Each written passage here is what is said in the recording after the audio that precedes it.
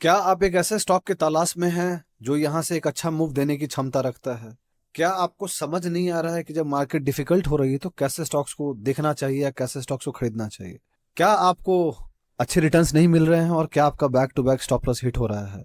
अगर हाँ, तो ये वीडियो आपको देखना चाहिए। इस वीडियो में हम एक ऐसे स्टॉक के बारे में बात करेंगे जो यहां से एक अच्छा मूव देने की क्षमता रखता है।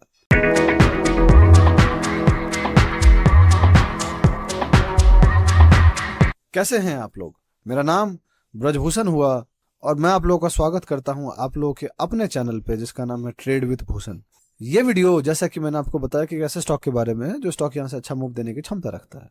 इस वीडियो को हम chart of the week video भी बोलते हैं, जहां पे हम हर एक संडे एक ऐसे स्टॉक को ढूंढ के लाते हैं जिसको मैं खुद खरीदने जाता हूं, जिसको मैं खुद मंडे को खरीदता हूं, इरिस्पेक्टिव ऑफ वो स्टॉक कौन सा है। मैं वो खुद के लिए करता हूं।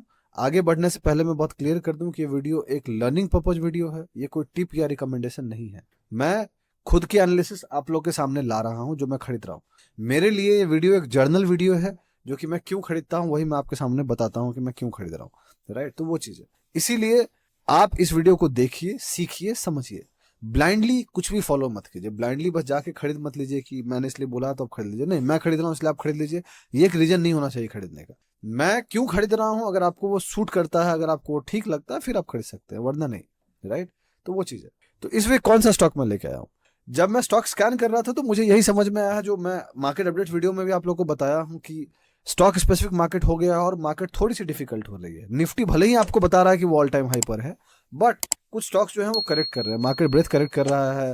एंड कुछ स्टॉक्स जो हैं वो धीरे धीरे साइड में जा रहे हैं या करेक्ट कर रहे हैं, विच गोज विदाउट सेइंग कि या तो कुछ स्टॉक का डिस्ट्रीब्यूशन चल रहा है या तो कोई स्टॉक नीचे आना चालू हो चुके हैं। फिर जब मैंने सारे स्टॉक स्कैन किए तो पिछले वीक्स के कंपेरिजन में इस वीक वॉच लिस्ट छोटा है। इसका मतलब कुछ स्टॉक ज्यादा नीचे गए हैं।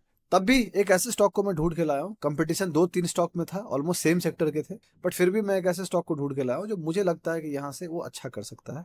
मेरे लिए उस सेक्टर में कोई ज्यादा स्टॉक मैंने नहीं खरीदा था, इसलिए वो भी रीजन है खरीदने का। तो वो स्टॉक कौन सा है? वो स्टॉक एक अच्छे कंसोलिडेशन से निकल रहा है, अपने ऑल टाइम हाई पे है। ऑल टाइम हाई होना कोई बहुत बड़ी बात नहीं है, बट कंसोलिडेशन होना, उसके बाद ऑल टाइम होना एक अच्छी बात। चलते हैं सीधा चार्ट पर और देखते हैं वो स्टॉक कौन सा है। ये स्टॉक का नाम आप जानते होंगे, कुछ ना कुछ लोग सुने होंगे, कुछ लोग इसका इक्विपमेंट में यूज करते होंगे, वो ही वाली बात। तो वो स्टॉक का नाम क्या है? वो स्टॉक का नाम है वी गार्ड। नाम याद आया? हो सकता है आपके घर में गीजर हो, या हो सकता है आपके घर में कोई सामान हो, इक्विपमेंट हो जो इस कंपनी का हो। राइट, तो वी गार्ड। वी गार्ड जब मैं वीडियो बना रहा हूँ, इसकी करंट प्राइस 341.85 रुपीज के आसपास है, बट ट्रेडिंग व्यू थोड़ा कम अपलोडेड है। नॉर्मली इसका प्राइस 342.10 रुपीज है, मतलब 342.10 रुपीज के आसपास चल रहा है। बाद में ट्रेडिंग व्यू अपडेट हो जाएगा, बट अभी ये दिखा रहा है हल्का सा 30 पैसे कम है, तो कोई दिक्कत नहीं।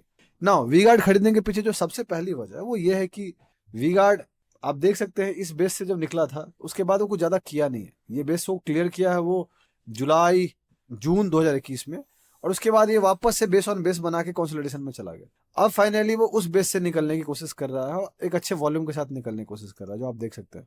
राइट, यहाँ पे आपको जो दिखेगा क्लियर वॉल्यूम, कि वॉल्यूम अच्छा दिख रहा है यहाँ पे। राइट, तो एक अच्छे वॉल्यूम के साथ प्लस जो कैंडल बनाया है वो भी एक अच्छा बनाया है। इससे पहले यहाँ पे 3 वीकली टाइट क्लोजिंग था, 3 वीक कुछ नहीं किया था, which is a good consolidation. और अगर कोई लोग 3 वीक टाइट क्लोजिंग यूज करते हैं तो उनके लिए एंट्री यहाँ पे हो गया होगा, जो कि 325 326 के आसपास था। बट चूंकि हम ये स्ट्रैटेजी वीकली पे अप्लाई करते हैं तो हमें उसके लिए इंतजार करना पड़ता है। फ्राइडे की नजर में मेरे पास था, आज ये वापस से चला गया है 2-1% ऊपर, तो वो एक अलग कहानी है। But all said and done, मैं इसको मंडे को खरीदूंगा, इरिस्पेक्टिव ऑफ के क्या करता है नहीं करता। तो एक रीजन ये है कि बहुत अच्छे कंसोलिडेशन से निकल रहा है, बेस ऑन बेस हुआ, उसके बाद ये एक अच्छा कंसोलिडेशन बनाया, अब वो उस बेस से निकलने की कोशिश कर रहा है। ठीक है, ये हो गया एक बात। दूसरा, मेरा रिस्क रिवॉर्ड ही ज्यादा फेवरेबल दे रहा है। तीसरा, ये अपने ऑल टाइम हाई पर है, निफ्टी भी अपने ऑल टाइम हाई पर है, सो ये आउट परफॉर्म करने की कोशिश कर रहा है। चौथा, जब ये अपने यहां से बाइंग दिया था तो आज की रेट में ये ऑलमोस्ट 85-86% मूव दिया, ऑलमोस्ट 1.5 ईयर्स के बीच में। Right, which is a good move, which goes without saying कि मार्केट को आउट परफॉर्म कर रहा है। तो ये सारे रीजंस हैं। अब चलते हैं कुछ फंडामेंटल्स रीजन की बात करते हैं। तो फंडामेंटल्स रीजन्स में वी गार्ड के नंबर्स अच्छे आए हैं। रिलेटिव स्ट्रेंथ इंडेक्स इनका 70 को क्रॉस कर रहा है, which is good sign. Capital good sector में आता है ये। इंडस्ट्रियल इसका इलेक्ट्रिक इक्विपमेंट्स है, जैसा कि मैंने आपको बोला कि आप इसके इक्विपमेंट्स यूज कर रहे होंगे। मार्केट कैप इसका 14,852.13 करोड़ के आसपास है। ये कैटेगरीज की स्मॉल कैप स्टॉक है। स्मॉल कैप स्टॉक कुछ कुछ करेक्ट कर रहे हैं, बट ये स्ट्रेंथ शो कर रहा है। इसका मतलब है कि इसमें अभी भी स्ट्रेंथ बचा है। इसके जो रिसेंट रिजल्ट्स आए हैं वो अच्छे आए हैं। आउट परफॉर्मेंस की बात कर लीजिएगा तो वन दिन में, एक डे में ये 1.14% ऊपर गया है, एक वीक में 10.1%, 1 मंथ में 14.5%, 6 मंथ में 9.1%, 1 ईयर में 37.7%, 2 ईयर्स में फिर 75.5%। 5 साल में इसने मार्केट को आउट परफॉर्म नहीं किया है, अंडर परफॉर्म किया है, बट 2 साल में किया है। 10 साल में 1044%, 10 साल में काफी अच्छा किया है, इसलिए 5 साल में नहीं किया, राइट।